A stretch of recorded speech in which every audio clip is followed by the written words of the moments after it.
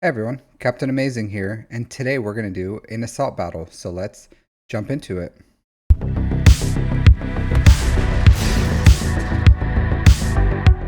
Hey everyone, so today we are going to do the Peridea Patrol Assault Battle. I autoed these because of the battle. It really doesn't matter. It doesn't actually feel that easy doing these these lower tiers compared to the Relic 7 one. So from experience, what I found was for tier 1, you can do it with the no Chirotech level. So if you give your 3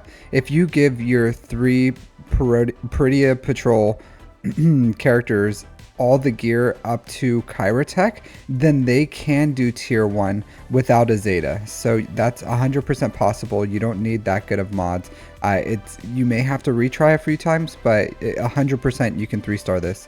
Tier 2, you cannot do it unless you invest the Zeta on Enoch. So if you do the unique Zeta on Enoch, then you can do tier 2 without any Chirotech.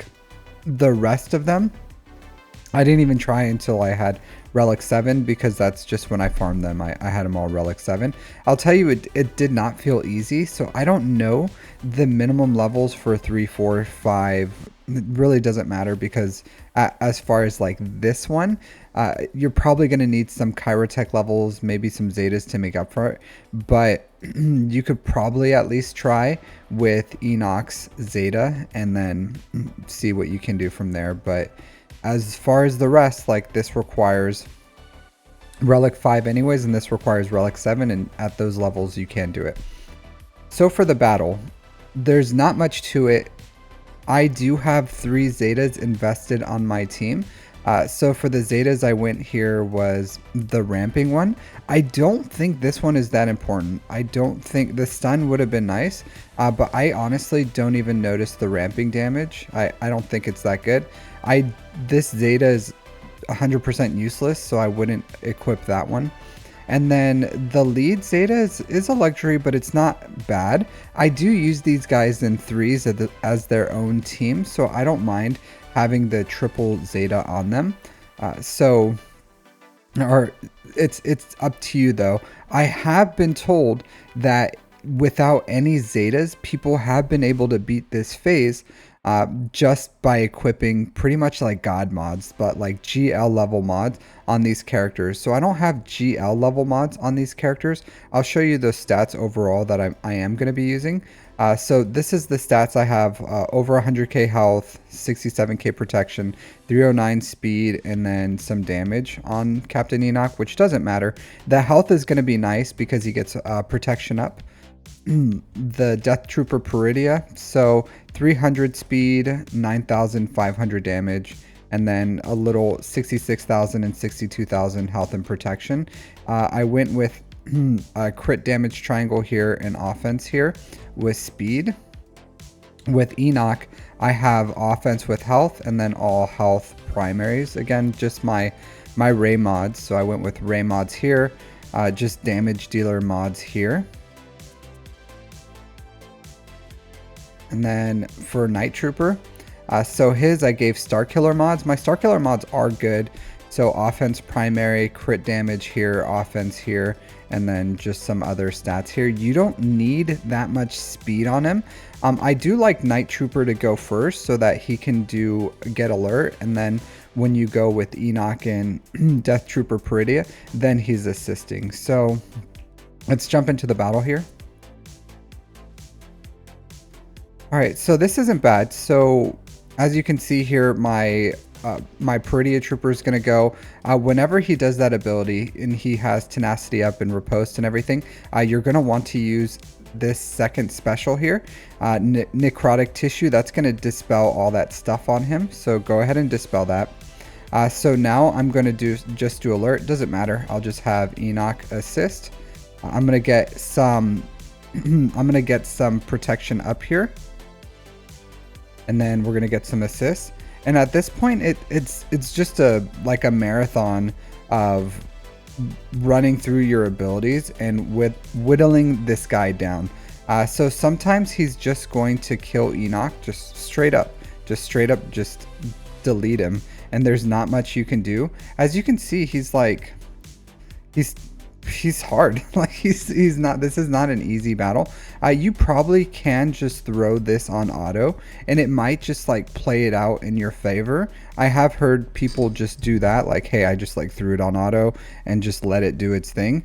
But pretty much once you take it down his protection and he's down into the health, and you do the second special for Night Trooper, then you really start getting cooking with this damage here. So as you can see here, as with his 300-ish speed, I'm able to keep pace with his with dispelling all that junk on him whenever he gets it up, which is nice. So, and at this point, this is nice. So whenever share my suffering, I've noticed that whenever he doesn't have any protection up, when I do this, he gets a ton of stacks of blight, and then we really start getting cooking here. So again, doesn't matter. Just keep whittling away here, dispelling all that junk, running through.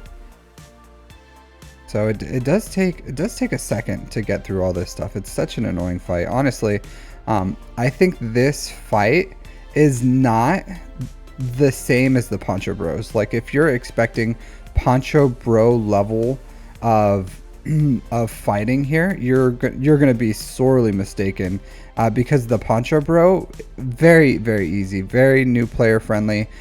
You can just like easily whittle that one down without worrying about anything. And as you can see, Enoch's tanking the stuff pretty well if with all that protection up. So whoops, that's fine. That was a slight misplay. I shouldn't have done that. Not that big of a deal. He loses those stacks pretty quickly if he does get it. So we're trying to cycle through here. Yeah, see, but he's not. The key is to not let him gain all his health back, because then if he does, he loses the stacks of blight. So, and then he should drop that stuff anyways, get that protection up. And at this point, I don't know why, it seems like he hard focuses Enoch, and then I almost did it again. Yeah, see, he's just going straight for Enoch, and you end up losing him here, and then you lose that 3 stars. So that's what you want to try to avoid.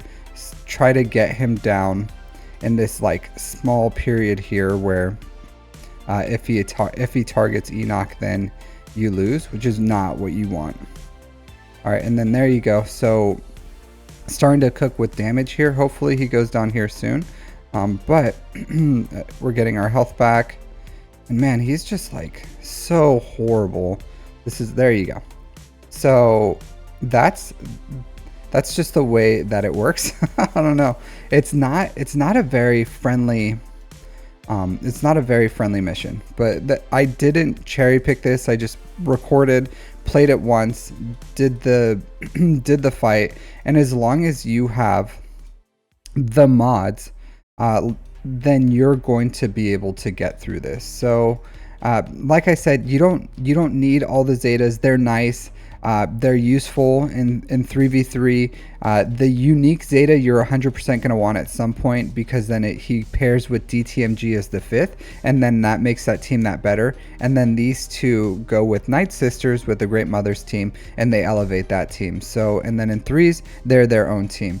So overall, not very friendly assault battle mission. Once you get them to relic 7, it really isn't that hard. Just throw on your best mods and just play it right, and then you should be able to get through it. Possibly even auto should be able to get you through this as well. So thanks for watching. Let me know in the comments if this helped you at all. I'm sorry if it doesn't. I try to give you the best information I have for this assault battle, but I can't unequip Zetas to see what the minimum is. I was just told that people were able to. So if you were able to do it with less Zetas or no Zetas, let me know in the comments. Otherwise, I'll see you all next time. Take care.